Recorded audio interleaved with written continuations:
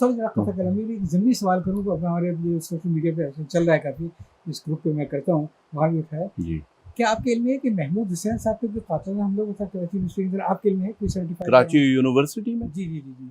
नहीं, तो ऐसी बात नहीं, बस नहीं ये महमूद आपकी गवाही काफ़ी है। नहीं, महमूद बहुत हुसैन ही शरीफ साहब, आदमी थे। महमूद हुसैन साहब का बड़ा मैंने एक जामे इंटरव्यू किया था, बड़ा तारीखी, बड़ा तवील इंटरव्यू था। जी। और महमूद हुसैन साहब ने बड़ी, मेरे वालिद के बड़े अच्छे दोस्त थे और उन्होंने बड़ी मतलब आज़ादी के साथ उसमें जो है, उन्होंने कभी भी इतनी ओपनली बातें नहीं की थी जो मेरे इंटरव्यू में। और महमूद हुसैन साहब की क्या बात थी, एक ख़ानदानी शख्सियत थे उनके, डॉक्टर जाकिर कम से हुसैन। कम ये हाँ, तासुर गलत है, आप नहीं नहीं, बिल्कुल गलत है, बिल्कुल। और उनके साथ वो स्टूडेंट्स के साथ इतने शफीक और इतनी शफकत के साथ पेश आते थे कि कोई सवाल ही नहीं पैदा होता था कि उनके साथ जो है आप कोई ऐसी हरकत करें। हाँ, एक असल में व्हाट्सएप ग्रुप पे चला था, मैंने ये कहा कि मुमकिन है डॉक्टर वहाब ने कोई सुनी सुनाई बात कर दी नहीं, हो, बिल्कुल नहीं, लेकिन मेरे इल्म में वो बहुत बिल्कुल ही नहीं जी। और देखें उनका जो कोई दौर, कंट्रोवर्शियल नहीं नहीं थे। उनका दौर जो था भुट्टो साहब का दौर था, जी, जी। और भुट्टो साहब ने कभी इंटरफेयर नहीं किया उनको, क्योंकि उनकी एक शख्सियत ऐसी थी। जी। और उसके बाद जो है, वही थी जो जामिया मिलिया कॉलेज के जी जी, ओनर जामिया भी थे। मिलिया के ओनर बड़ी थे। खिदमत थी उनकी। मतलब उनके डॉक्टर जाकिर हुसैन प्रेसिडेंट थे इंडिया के। जी। ये पूरा एक ख़ानदान है। और इनकी बेटी थी साकिबा रहीम। तो तो चले जिन लोगों ने सवाल उठाए थे आपको जवाब मिल गया जी है जी, कि बिल्कुल। ये बात गलत है। हम तो उस महमूद वक्त हुसैन साहब मौजूद पे थे, कोई कातिल हमला नहीं हुआ, कोई इनके साथ बदतमीजी नहीं की। हम उस वक्त मौजूद थे वहाँ पर। हमारे सामने तो फिर महमूद साहब के बाद जो है एहसानुर रशीद साहब आए, और उन्होंने जो है फिर मार्शल्ला भी आ गया। वो बिल्कुल मार्शल्ला की बी टीम का वो भी हिस्सा बन गए।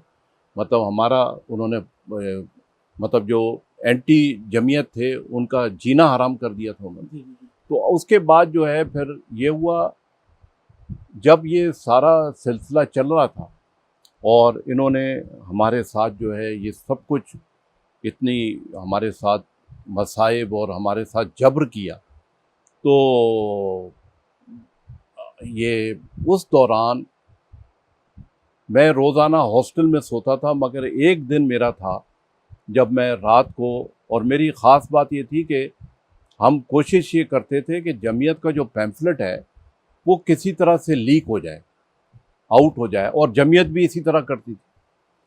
और सोर्स हमारा एक था हकीम जी का जो साइक्लो स्टाइल बंस रोड पे, जी, जी।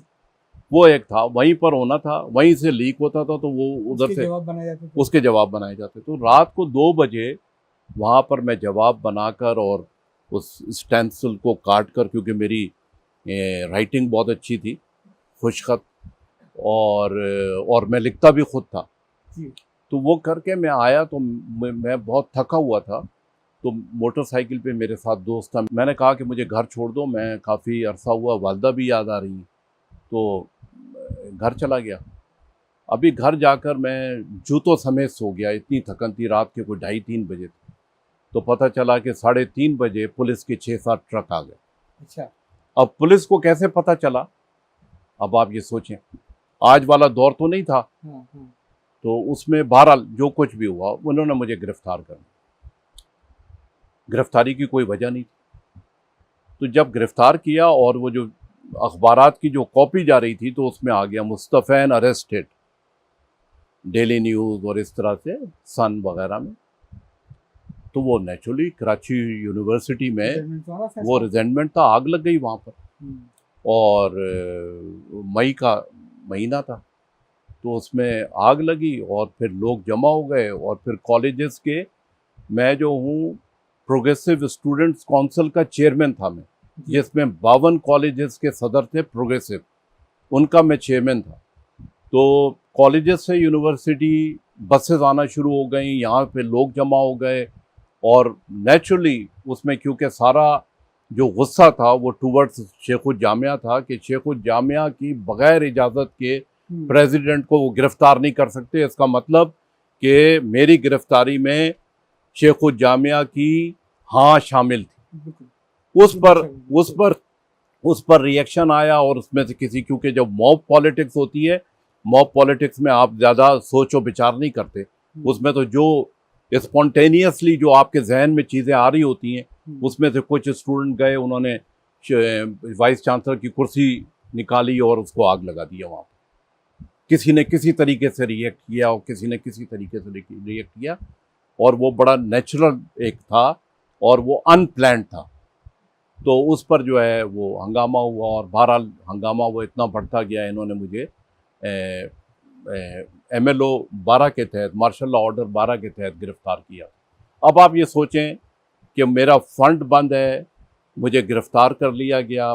गिरफ्तार करने के बाद जो है जब वो उन्होंने देखा कि भाई ये सख्त चमड़ी का इंसान है, ये तो बाज भी नहीं आ रहा, गिरफ्तारी के भी बाज नहीं आ रहा, तो फिर उसके बाद मुझ पर कातिलाना हमला हुआ। अच्छा, कि हाँ, ये उसके बाद है, क्योंकि अब दलील तो ख़त्म हो गई ना। उन्होंने कहा कि ये नहीं है तो इसको ख़त्म ही करें, और नेचुरली उन्होंने मतलब इतनी ज़ोरदार छुरी के वार किए तो मुझे मर जाना चाहिए था। तो मैं वहाँ पर फेंट कर गया। फिर अब्बासी हॉस्पिटल मुझे ले जाया गया। उसी घंटे में बेनज़ीर भुट्टो शहीद, जो मेरा बड़ा रिगार्ड है उनके लिए, तो वो वहाँ पर आई। मैं तो बेहोश था, मुझे नहीं पता कि वो। तो उसके बाद जो है फिर बहुत सारे शेरबाज खान मदारी, तो बहुत लीडर जो है उन्होंने आके इयादत के लिए अगले 2 रोज़ में बहुत लोग आए। तो ये हो गया। अब इसके बाद जो सिलसिला जारी हुआ, और जारी होने के बाद जो है वही हम पर मसाइब रहे, और बिल आखिर एक दिन आया कि जब इलेक्शन का ऐलान हो गया, और इलेक्शन जो है वो उन्होंने बिल्कुल मेरी कोई मशावरत शामिल नहीं की उसमें। जो सिटिंग प्रेसिडेंट है, इलेक्शन हो गए। इलेक्शन में रफ़ीक पटेल हमारा जीत गया और हुसैन हक्कानी वो जीत गया इस्लामी जमीयत तलबा का। अच्छा, अब आप सोचें, नहीं मेरा एक क्वेश्चन है कि एक दौर है, मार्शल लॉ का दौर है, जिसमें स्टूडेंट्स कभी भी मार्शल लॉ के हम नवाओं का साथ नहीं देते। एक मेरा दौर है जिसमें मुझ पर जितने जुल्म और ज़्यादतियाँ हुई और उसमें मुझ पर कातलाना हमला हुआ, तो उसके बाद जो है क्या ये मुमकिन था कि हमें वोट ना पड़ते? और मार्शल लॉ के होते हुए इस्लामी जमीयत तलबा को वोट कैसे पड़ते? तो ये था इंजीनियर्ड इलेक्शन। इंजीनियर्ड इसमें वो सारा काम हुआ था जिसमें हुसैन हक्कानी को जिताया गया। 100% उसमें रिगिंग हुई।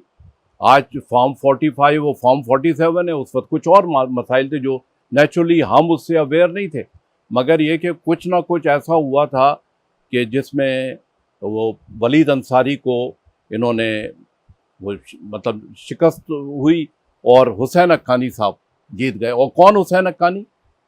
वो हुसैन हक्कानी के वो जीतने के बाद फिर वो फार ईस्टर्न इकोनॉमिक रिव्यू में 1980 में उन्होंने CIA के मैगजीन को उन्होंने पहली ज्वाइन किया। वो तो एक बहुत बड़ा कैरेक्टर थे। हाँ, वो तो नहीं, वो कैरेक्टर थे, उनको डिस्कस करना चाहिए। हाँ। कि वो CIA में बाकायदा 1980 में भर्ती हुए, CIA में, और CIA से वो फिर आगे बढ़ते गए और आगे बढ़ते गए और आगे बढ़ते गए और हुकूमतों में शामिल रहे। और पिछली इमरान खान की हुकूमत में मैंने खान साहब से शिकायत की उस वक्त कि जी आप इसका नाम ना लिया करें, ये बहुत छोटी सी एंटिटी है, ये कोई बड़ी चीज़ नहीं है। खान साहब से मैंने शिकायत की, ये वहाँ पर चले गए। इमरान खान की पूरी गवर्नमेंट में इसने सबसे ज़्यादा वहाँ से अपने तबसरे की इमरान खान के खिलाफ। आज हुसैन हक्कानी किधर है? अगर हुसैन हक्कानी डेमोक्रेट है और वो अपने आप को बड़ा चैंपियन कहता है, तो वो किधर है आज? आज जो परसिक्यूशन है, आज जो पाकिस्तान में तो मार्शल लॉ लगा हुआ है ना, तो मार्शल लॉ में आज कैसे नहीं वो जनरल्स के खिलाफ बोल रहा? जो इमरान के गवर्नमेंट में उसने जनरल्स के खिलाफ जो बात की और उससे पहले जो बात की, तो आज क्यों नहीं कर रहा हूँ?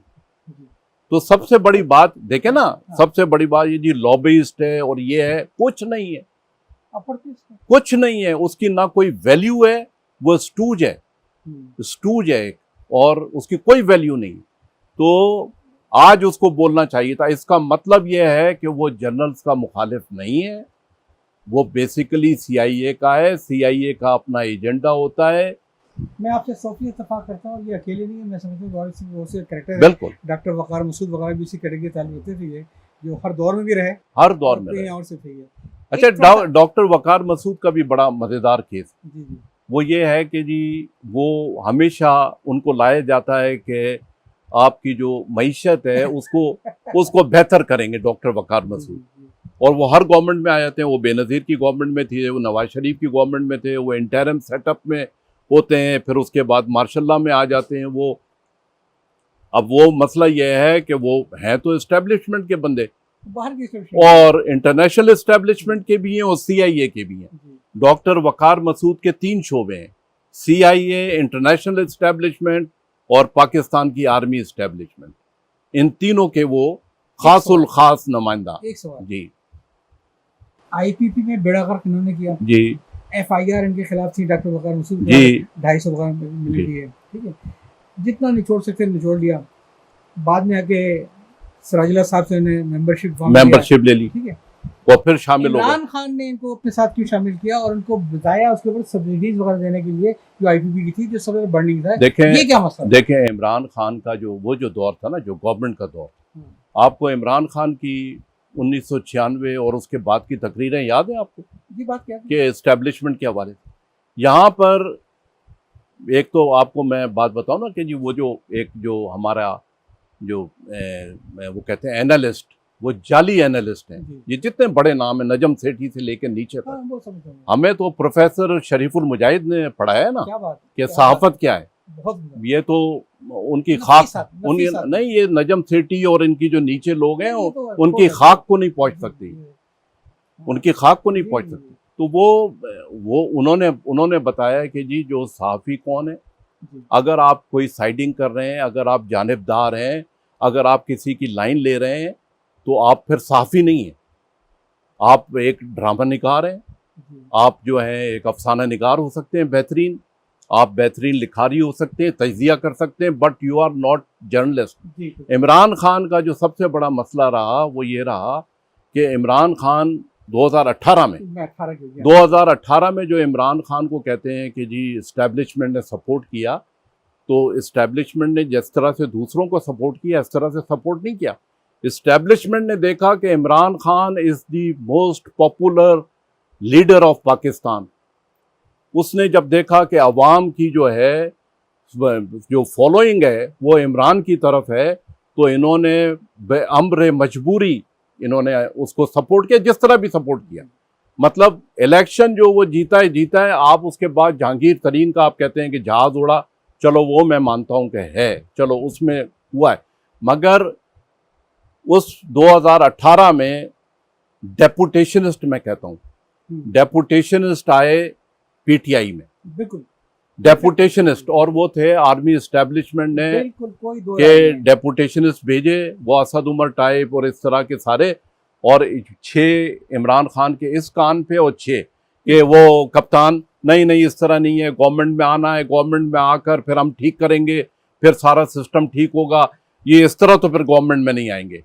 तो इमरान खान की एक वो थोड़ा सा उसमें एक शिफ्ट आया, और शिफ्ट आने की वजह से वो इमरान खान ने वो किया। और जो आपने सवाल, मैं मानता हूँ डेपुटेशन पे आए, हाँ, वो ठीक है, इतना सेंसिटिव महकमा क्यों दिया जिसके ऊपर उनके खिलाफ FIR थी, सब्सिडीज ऑफ द IPP, ये उनको दिया था ना। ये मेरे समझ नहीं है कि ऐसे बहुत से लोग थे, आपको मालूम है, बलूचिस्तान से, यहाँ से, वहाँ से, कि जो नजरियाती कारकुन नहीं थे PTI के, लेकिन उनको मजबूरी लेना पड़ा आगे बड़े मसले। देखें उसमें जो सबसे बड़ी बात यह है कि जो बाजवा साहब थे हमारे 12 अरब डॉलर वाले बाजवा साहब ने, अब जब आप स्टेक होल्डर हैं, जब आप साथ हैं, गवर्नमेंट चल रही है, इमरान खान और बाजवा साहब एक पेज पे हैं, तो बाजवा साहब की भी तो कुछ बातें मानी जाएंगी ना। तो बाजवा साहब ने भी कई पोर्टफोलियो दिलवाए मुख्तलिफ लोगों को, किसी को मिनिस्टर इंटीरियर बनवाया, किसी को कुछ किया, और खान साहब भी खामोशी से करते रहे। मगर 10 मरहले में आ गई है, हाँ, लेकिन थोड़ा सा रोकते हैं, इसको अगले किस्म में लेते हैं।